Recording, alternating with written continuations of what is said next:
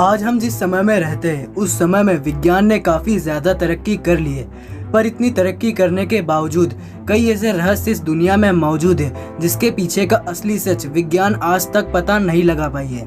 और उन्हीं में से एक रहस्यमयी जगह का नाम है बरमुडा ट्रायंगल, जिसके बारे में आपने कभी ना कभी तो सुना ही होगा और इसे डेविल्स ट्रायंगल के नाम से भी जाना जाता है। और यह Bermuda triangle north Atlantic ocean में मौजूद है। अगर इसके एरिया की बात की जाए तो ये मध्य प्रदेश और महाराष्ट्र के टोटल एरिया से भी ज़्यादा एरिया कवर करता है।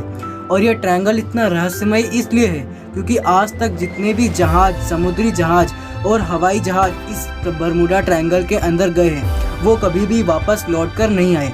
मतलब वो सभी एक रहस्यमय तरीके से उसके अंदर गायब हो गए हैं। बीते हुए कई सालों में बरमुडा ट्रायंगल के अंदर गए जहाजों और एरोप्लेन्स के लुप्त होने की कई सारी घटनाएं मौजूद है, पर इस ट्रायंगल का पता पूरी दुनिया को उस वक्त चला था जब अमेरिका के 5 फाइटर प्लेन्स अचानक ही गायब हो गए थे। साल था 1945 और तारीख थी 5 दिसंबर। अमेरिका के 5 फाइटर प्लेन्स अपना ट्रायल प्रैक्टिस कर रहे थे और इसी दौरान वे बरमुडा ट्रायंगल के अंदर जा पहुंचे। और उस ट्रायंगल के अंदर जाते ही उनका जो कंपास था वो काम करना बंद कर दिया और सभी प्लेन्स अपना रास्ता भटक गए।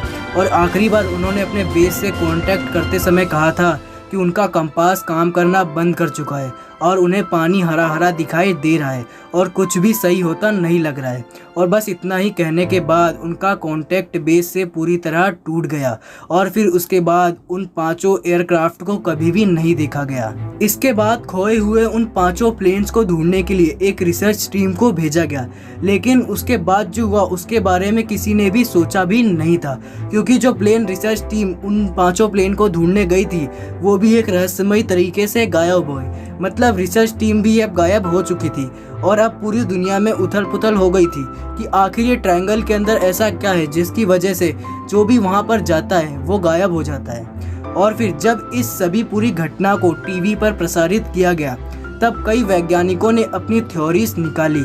इन सभी घटनाओं को लेकर कुछ वैज्ञानिकों ने इसके पीछे किसी पारलौकिक शक्ति के होने की बात कही, तो कुछ वैज्ञानिकों ने ये कहा कि इसके पीछे एलियंस का हाथ हो सकता है। और कुछ वैज्ञानिकों ने तो ये भी कहा है कि इस ट्रायंगल के अंदर एक मैजिकल डोर मौजूद है, जिसका मतलब है कि एक ऐसा दरवाजा जो हमें दूसरी दुनिया में ले जाता है। और जब भी कोई इस ट्रायंगल के अंदर आता है तो वो उस दरवाजे से होकर किसी और ही दुनिया में चला जाता है। ये जितनी भी बातें अभी आपने सुनी ये सभी तो वैज्ञानिकों द्वारा की गई कल्पना थी, लेकिन जो सबसे प्रैक्टिकल थ्योरी थी उसमें वैज्ञानिकों ने ये कहा था कि उस बरमुडा ट्रायंगल के अंदर 190 किलोमीटर प्रति घंटा की रफ्तार से हवाएं चलती है, जिसकी वजह से वहाँ पर हेक्सागोनल क्लाउड्स बन जाते हैं। और जब वो क्लाउड्स और हवा पानी के साथ टकराते हैं तो कई ऊंची ऊंची लहरें उठती है और वो लहरें इतनी ऊंची होती है कि कोई भी जहाज आसानी से डुबा दे।